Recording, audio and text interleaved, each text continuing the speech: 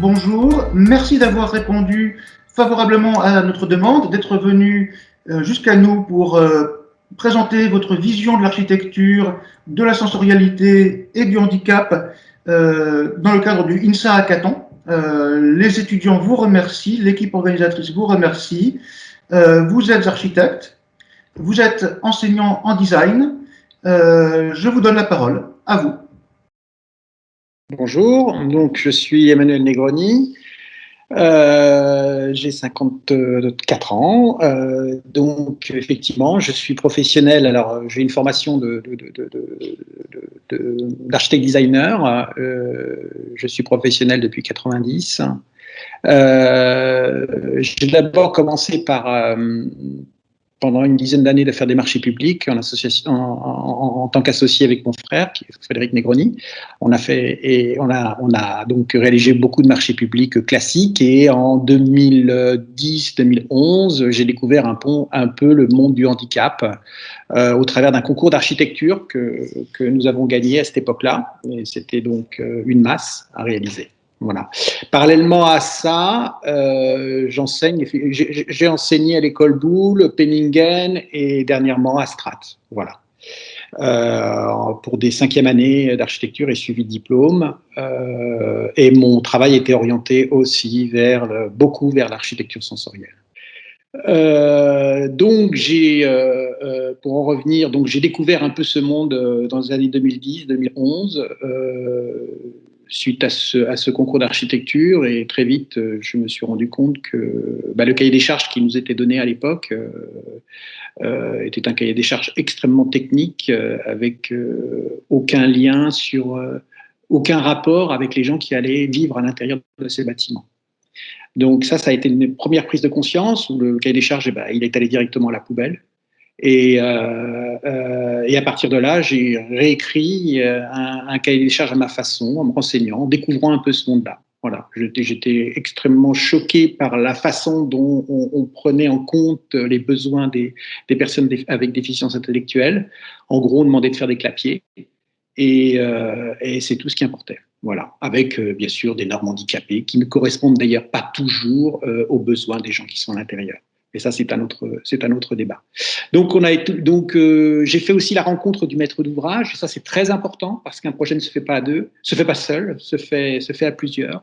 Le maître d'ouvrage était monsieur Jean-Pierre Sanchi, et lui a tout de suite adhéré à une autre vision, à une vision qu'on a menée de façon commune pendant 7 années, puisque ce projet a mis 7 années à sortir de terre. Il a fallu tout réécrire, tout refaire, et essayer de penser directement pour les personnes avec déficience intellectuelle et les personnes qui seraient à l'intérieur.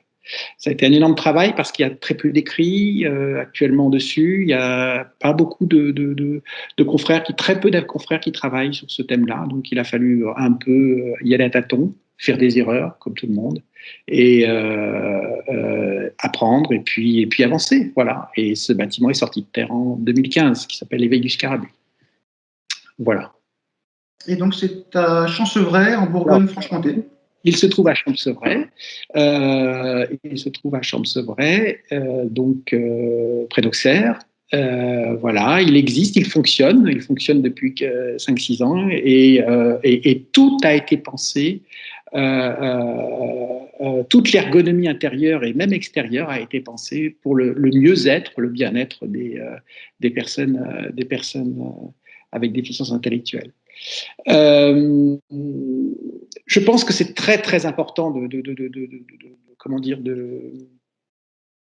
concevoir en partant de cette base, parce que si un thérapeute, un médecin, un psychologue veut pouvoir appliquer une thérapie sur une personne, il faut que l'environnement de cette personne soit en adéquation. C'est-à-dire qu'il faut que cet environnement puisse l'apaiser.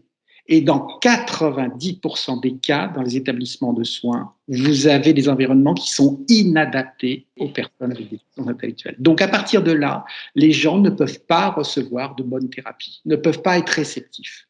Quand vous avez une agression par une lumière, une agression par un son, une agression par un environnement, par des matériaux, par des choses et plein d'autres choses, vous ne pouvez pas vous concentrer. Encore moins pour les personnes avec autisme. Les personnes avec autisme sont des gens hypersensibles, ce sont des gens qui ont des différences par rapport à nous.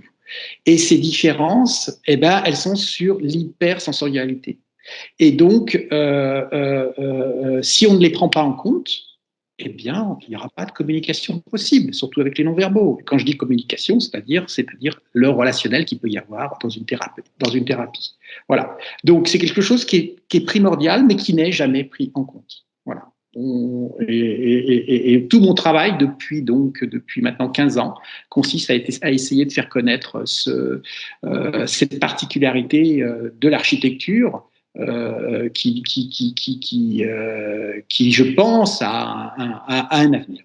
Voilà, très important. Concrètement, vous pourriez nous apporter quelques exemples de prise en compte de ces besoins sensoriels? Effectivement, il y a plusieurs points sur lesquels il faut agir en tant que concepteur, en tant qu'architecte sur la sensorialité. Notamment, c'est la volumétrie des espaces.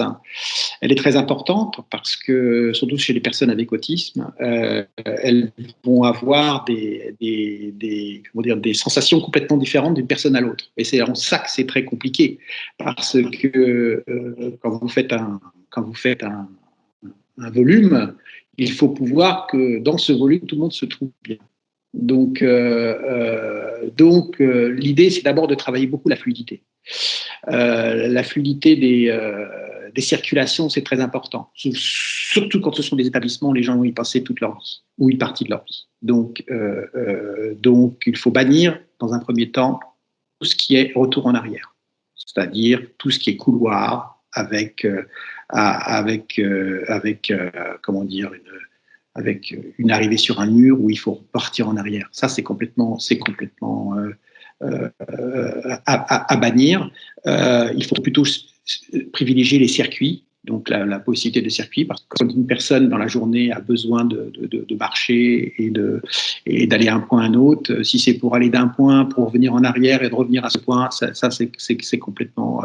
n'importe qui serait stressé dans un univers comme ça. Et il y a beaucoup d'univers qui sont comme ça.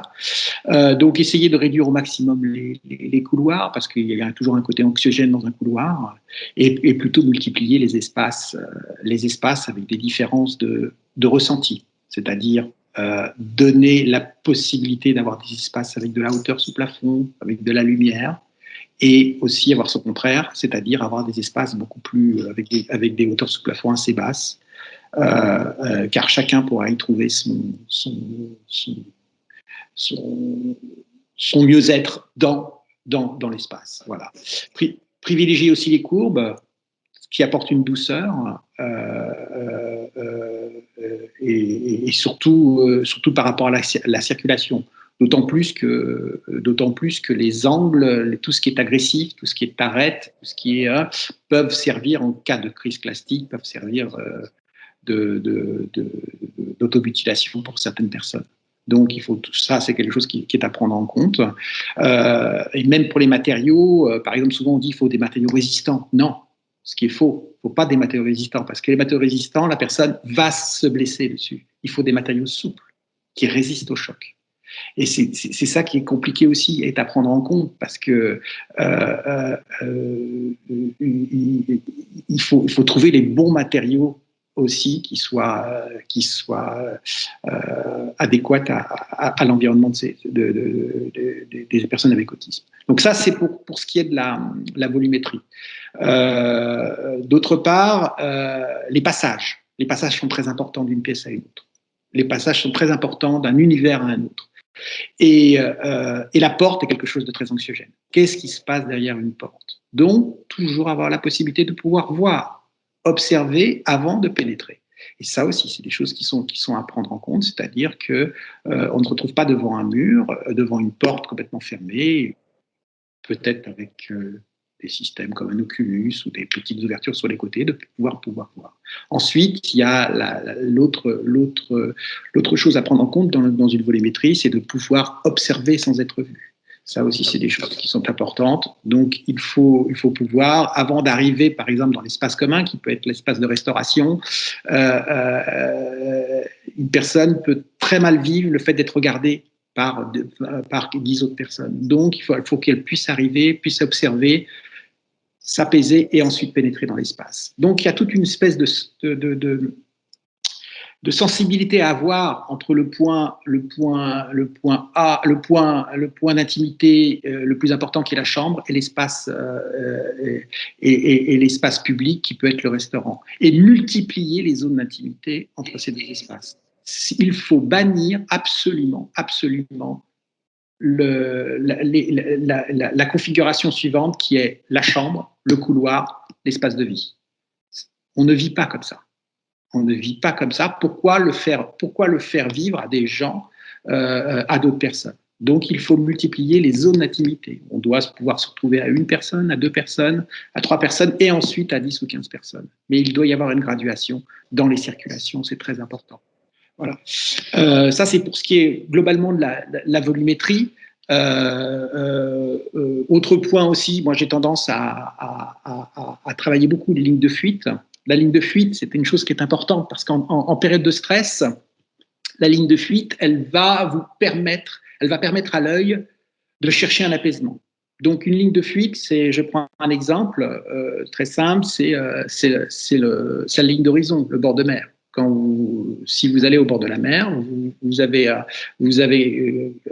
une angoisse ou un stress, automatiquement votre œil va chercher l'horizon. C'est humain, tout le monde est concerné par ça. Donc les lignes de fuite dans un bâtiment de soins, c'est à prendre en compte. Donc il faut créer des perspectives douces, des perspectives qui donnent vers l'extérieur, contrairement à beaucoup d'écrits qui disent qu'il ne faut pas avoir de vue sur l'extérieur dans les établissements de soins. Moi, personnellement, avec mon expérience de 15 années et d'avoir visité un grand nombre d'établissements, je me rends compte et ça fonctionne très bien au Scarabée, je me rends compte que ce n'est pas du tout un handicap. Au contraire, il faut pouvoir s'évader par le regard. Voilà. Mais aussi donner la possibilité, dans certaines conditions, de pouvoir effectivement occulter pour certaines personnes. Parce que toute la complexité de ce travail, c'est que tout ce que vous pouvez dire et pouvez faire à un moment donné peut être mis en cause le lendemain par des personnes qui vont avoir des sensibilités différentes. Et notre souci, c'est d'être le plus généraliste possible et d'arriver à faire des établissements qui puissent s'adapter au plus grand nombre. C'est ça la grosse difficulté. Donc la ligne de fuite est quelque chose qui est à développer, est à prendre en compte. Et puis après, on va effectivement sur les lumières. Les lumières directes, éclairage direct sont à bannir. Il faut plutôt des lumières indirectes, car la lumière peut être une agression, et est une agression pour beaucoup de personnes. Donc il faut travailler la douceur, il faut travailler la luminothérapie, car elle est très importante. La luminothérapie n'est pas réservée qu'aux espaces nosélènes. Au contraire, bien au contraire, le bâtiment doit participer, je dis bien le bâtiment dans son intégralité doit participer doit faire participer la luminothérapie. C'est très facile à faire avec les nouvelles technologies, avec les LED. Donc on peut créer des ambiances lumineuses qui sont des repères spatio-temporels. Pour eux, c'est important. Vous disiez temporel, il faudrait dire éventuellement même des lumières qui évoluent en fonction de l'heure de la journée? Alors oui, tout à fait. Il y a ça aussi. Donc c'est des repères. Ça peut être des repères spatio-temporels, mais c'est aussi des lumières qui évoluent tout au long de la journée. Donc on peut avoir des lumières dynamisantes le matin au réveil et des lumières et transformer l'ambiance, parce que c'est pas des lumières, c'est transformer l'ambiance lumineuse du volume et le soir avoir des lumières apaisantes. Tout ça, ça va contribuer toujours dans la recherche d'un mieux-être, d'un bien-être. On n'est pas là pour soigner, on est là pour préparer le terrain. Le concepteur, il ne soignera jamais, mais il prépare le terrain pour qu'ensuite des spécialistes puissent intervenir et améliorer la condition de chacun. Après, vous avez l'écho. Donc, je pourrais en parler longtemps, mais il y a plusieurs points. Mais vous avez l'écho. Il y a 2 types de bruit. Il y a la transmission du bruit. Vous avez l'écho, et puis vous avez le poinçonnement. C'est-à-dire que le poinçonnement, c'est quand on marche sur un sol et qu'il y a une résonance. Alors, souvent, c'est sur des carrelages, des choses comme ça et tout. Donc, tout ça aussi, il faut les atténuer au maximum. Au même titre que les climatisations. Il faut surdimensionner les gaines de ventilation pour pouvoir atténuer les bruits de ventilation, parce qu'un petit bruit peut devenir un enfer pour une personne. Voilà. Donc ce travail-là est à faire sur à peu près l'ensemble de tout ce qui touche à la sensorialité. Après, il y a les matériaux, il y a ne pas être dans des choses trop froides, parce que là aussi, le blanc n'est pas toujours une solution, mais ne pas aussi multiplier les détails, parce que les détails peuvent devenir obsessionnels pour certains. Donc il y a aussi un travail là-dessus. Il faut beaucoup de sensibilité pour arriver à trouver le juste milieu. Et on se trompe parfois. Donc même encore moi, maintenant, je m'arrive de me tromper. Dernièrement, j'avais choisi un sol pour un appartement à Genève, et finalement, la personne qui habitait dans cet appartement, elle se mettait à gratter les petites taches au sol. Voilà, c'est comme ça, on ne pensait pas, et pourtant, voilà, c'est des choses qui arrivent, et on apprend tous les jours. Très bien. Est-ce que vous prenez en compte aussi, est-ce qu'il y a des idées autour de l'odorat, de l'ambiance olfactive? Alors, ça, je pense que je vais m'y mettre. Je ne l'ai pas encore fait. C'est très important. Et ça va être un des prochains sujets de réflexion, parce que, oui, effectivement, de toute manière, la nourriture, la cuisine, ce sont des liens importants. Et c'est pour ça que les cuisines thérapeutiques sont très importantes dans les établissements de soins. C'est vraiment le lien, voilà. Et donc derrière il y a l'odorat qui suit. Et je pense que, et bien c'est pas que je pense, c'est une certitude. Il faut travailler ça aussi, effectivement. Est-ce que vous êtes entendu actuellement par les nouvelles générations? Est-ce que vous voyez des évolutions positives dans la prise en compte de la sensorialité pour l'habitat, que ce soit dans les habitats collectifs, vous nous avez parlé de votre expérience d'une masse, donc une maison d'accueil spécialisée, mais est-ce que dans l'habitat individuel, puisqu'on va vers l'inclusion le plus possible dans la cité, est-ce que dans les logements sociaux ou dans l'habitat individuel, vous pensez qu'on peut réussir à introduire cette dimension de sensorialité et puis une dimension de connectivité? Alors oui, tout à fait. Ça a été le cas, puisque j'ai travaillé avec un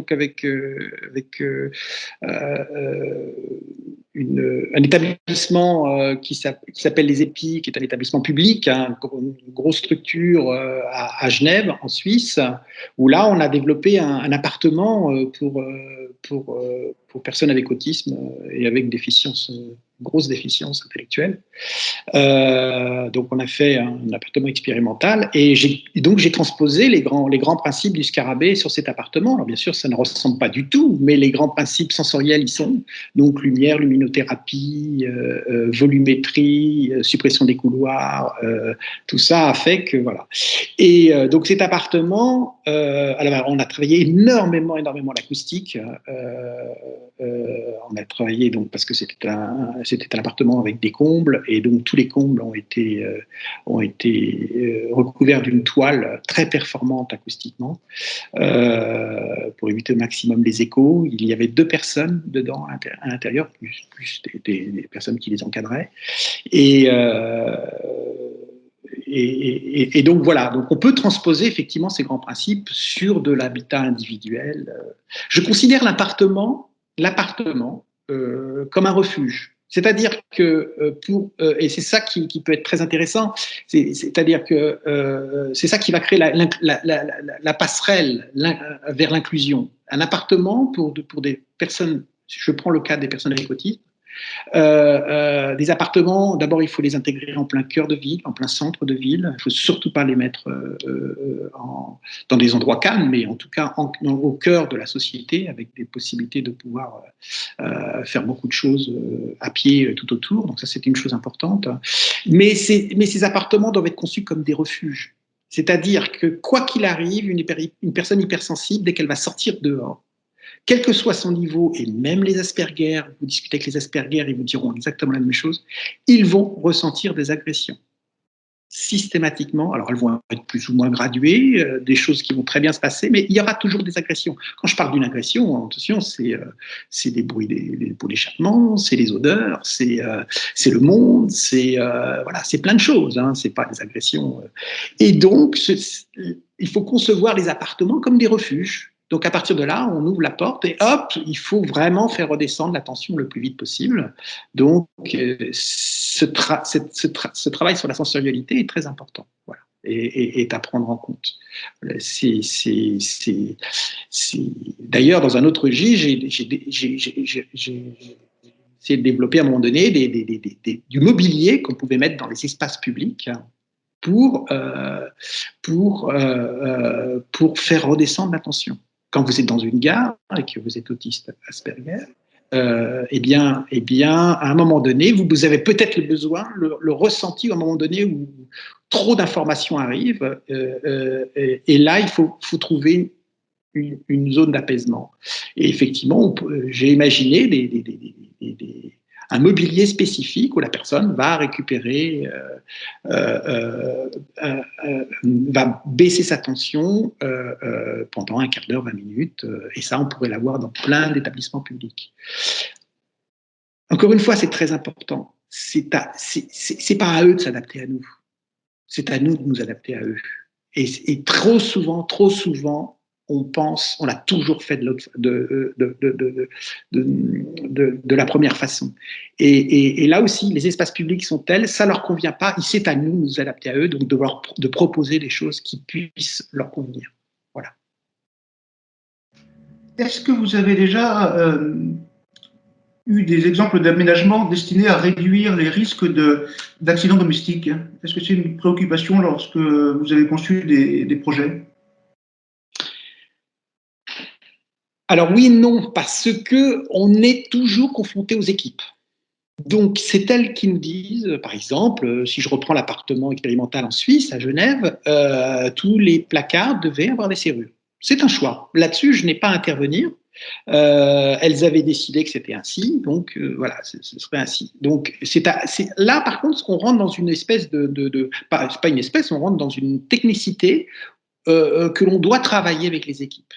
C'est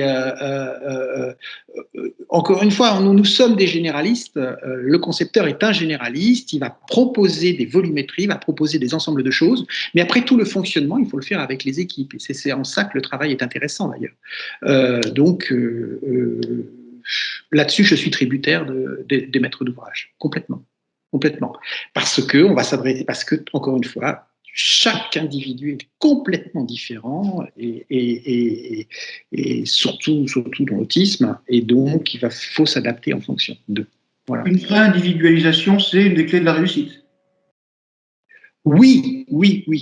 Mais elle doit venir, alors, c'est intéressant comme question, elle doit venir dans un deuxième temps. C'est-à-dire qu'il faut toujours essayer de répondre pour le plus grand nombre.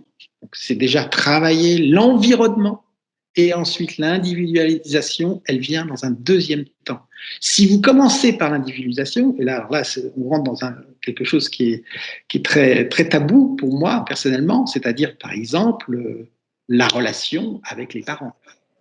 Ça, c'est quelque chose où tout de suite, on rentre dans l'individualisation. Et ça, j'ai beaucoup de mal à expliquer que c'est quelque chose qui doit venir dans un deuxième temps.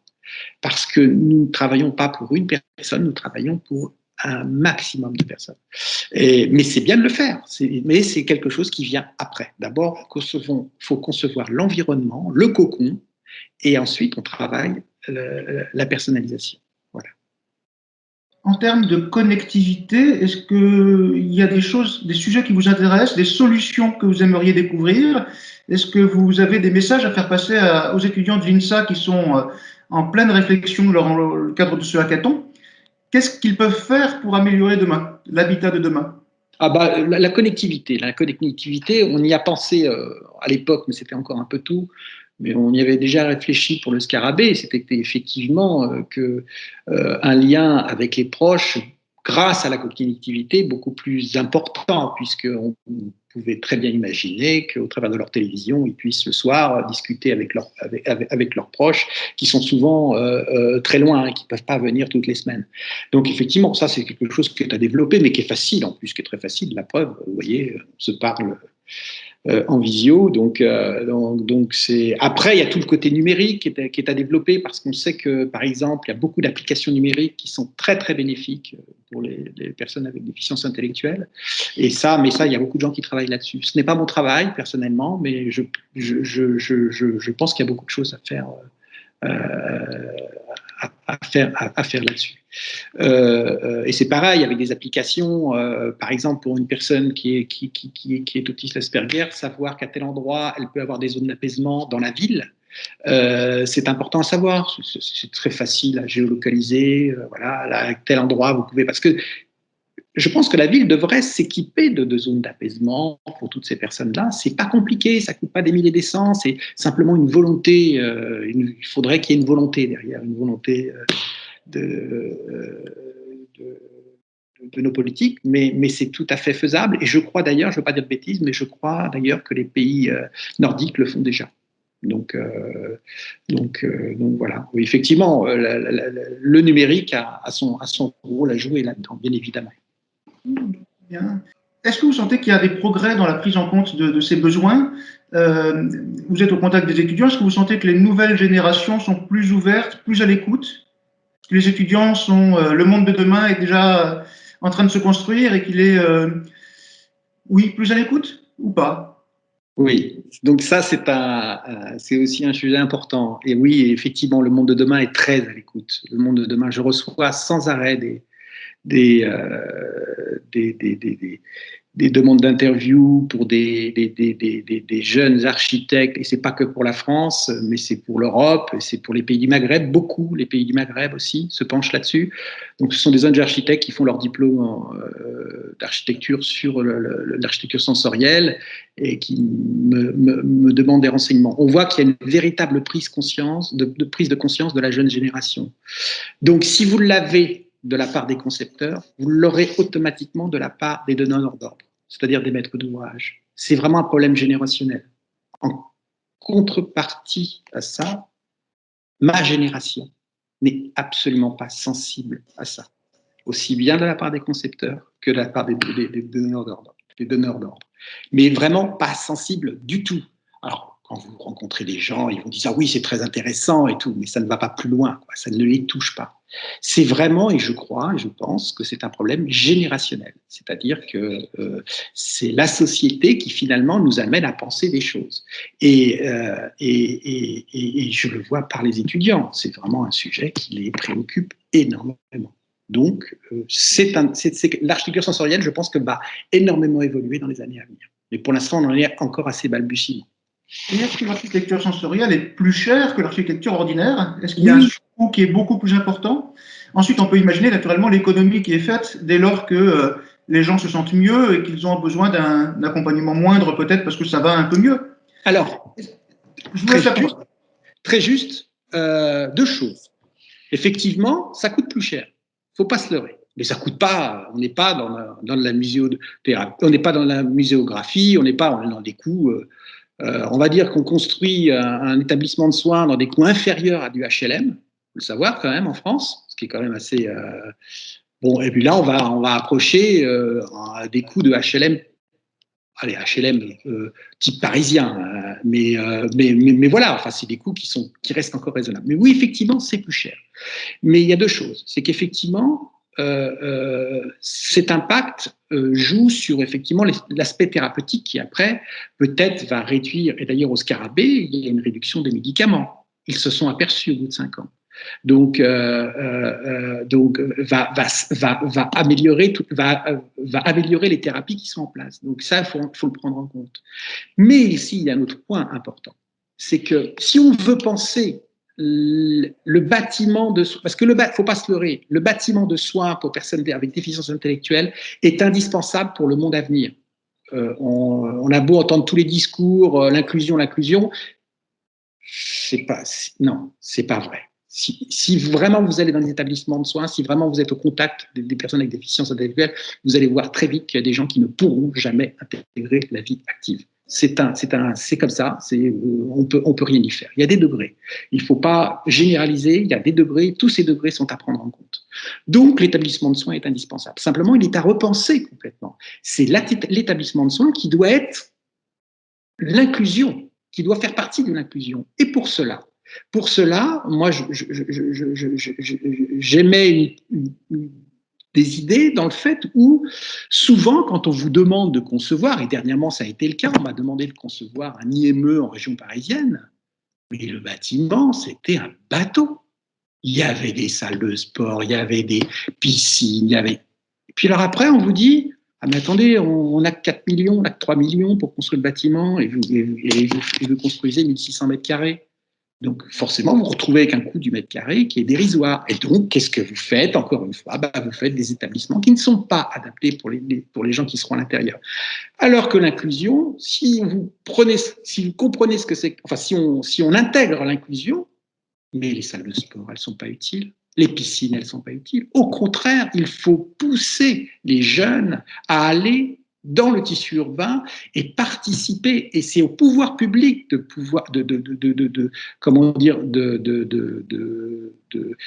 d'organiser tout ça. Ce qui fait que les surfaces de bâtiments seront beaucoup moins importantes. Et là, vous pourrez utiliser un coût de construction un peu plus important. Donc, globalement, dans l'enveloppe, on sera dans les mêmes prix, mais vous aurez des bâtiments adaptés. Moi, je pense que la typologie de ces bâtiments, elles sont complètement dépassées. On faisait ça avant quand les bâtiments étaient isolés, mais maintenant, tous ces bâtiments, il faut les mettre dans le tissu urbain parce que c'est ça l'inclusion.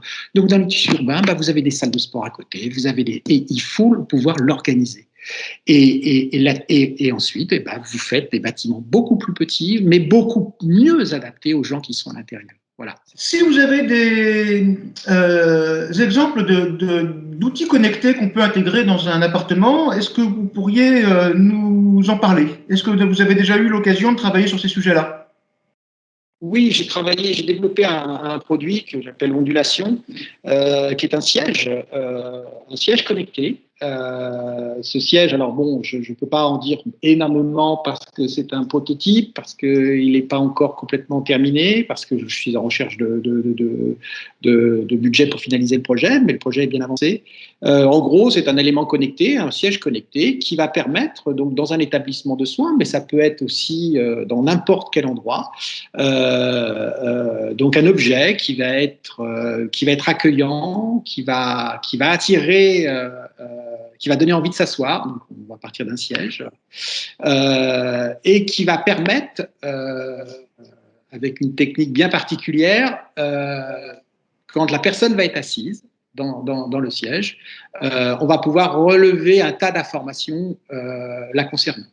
Alors pourquoi c'est important? Parce que, et je reprends encore le cas des personnes avec autisme. Une personne avec autisme, souvent, n'aime pas être auscultée, n'aime pas qu'on lui impose des choses, et ça va la stresser. Et la stresser, ça va modifier, et ça va modifier automatiquement, le stress va modifier les paramètres. Alors que si vous pouvez le faire avec un système de puce, vous pouvez, en tout cas dans les établissements de soins, relever des paramètres qui vont permettre aux médecins de voir s'il y a des différences, une différence de pouls, une différence de poids, une différence de tension, enfin tous ces éléments-là, et qui vont à ce moment-là donner peut-être, ces éléments-là vont être déclencheurs pour que le médecin puisse faire une visite à l'établissement et voir la personne, parce que c'est des renseignements qui peuvent être journaliers. Et donc là, ça peut être intéressant. Donc ce siège que j'ai conçu était un siège qui était là pour recevoir un tas d'informations par un élément tout simple dont je ne peux pas vous parler, mais qui permettait à la personne, sans qu'elle se rende compte de quoi que ce soit, d'envoyer des tas d'informations au médecin qui n'est pas forcément sur l'établissement, mais à un autre endroit, et donc lui pourra tout de suite intervenir et juger de ces éléments. Vous pouvez le retrouver dans les unités d'Alzheimer, vous pouvez le trouver dans les maisons de retraite, vous pouvez le trouver même dans des bureau des médecins, et ça peut même être utilisé à titre privé. Donc voilà, ça, c'est grâce au numérique et à toutes ces nouvelles technologies que l'on peut faire progresser énormément les choses. Et surtout pour des personnes qui n'ont pas la parole, quoi. Donc, qui ont des problèmes à s'exprimer, qui ne savent pas dire ce qu'elles ont exactement.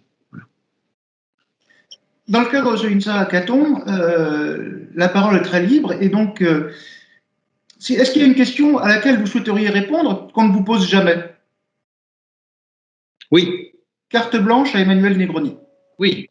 Pourquoi nos pouvoirs publics ne prennent pas en compte la sensorialité dans les établissements de soins? Pourquoi?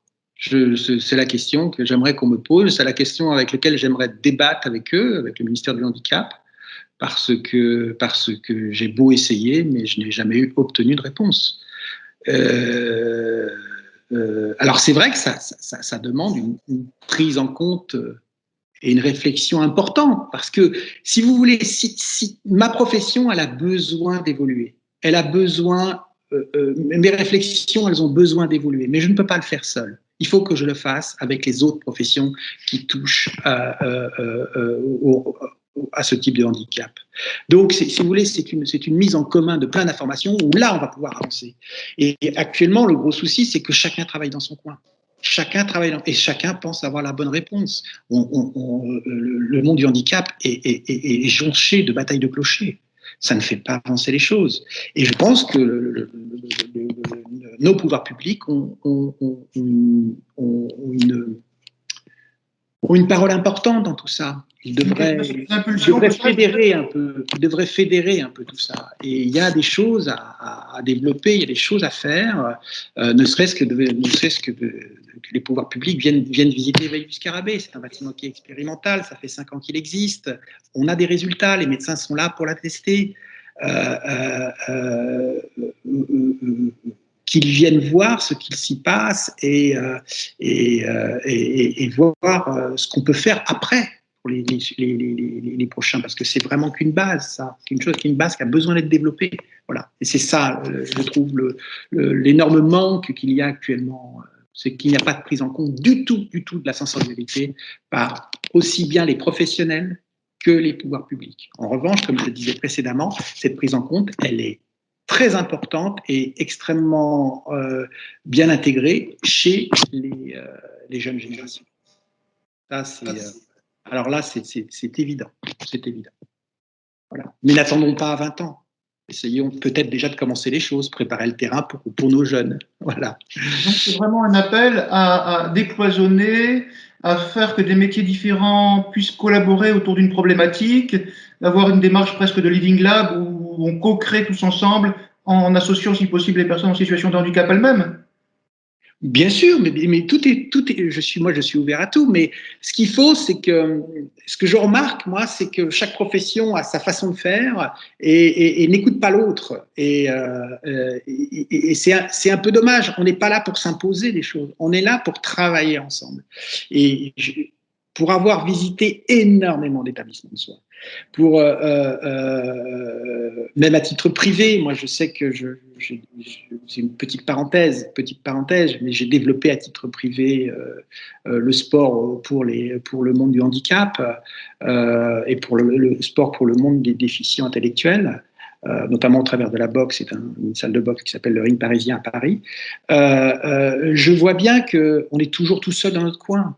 On est toujours tout seul dans notre coin. Moi, je travaille dessus, je développe ça à titre privé et tout, et pourtant, les connexions, elles se font difficilement parce que chacun est dans son coin. Il n'y a pas d'instance fédératrice. Voilà, en gros, c'est ça. Il faudrait une instance beaucoup plus fédératrice en disant, ben voilà, on va regrouper les compétences de chacun et on va essayer de faire quelque chose pour eux. Voilà.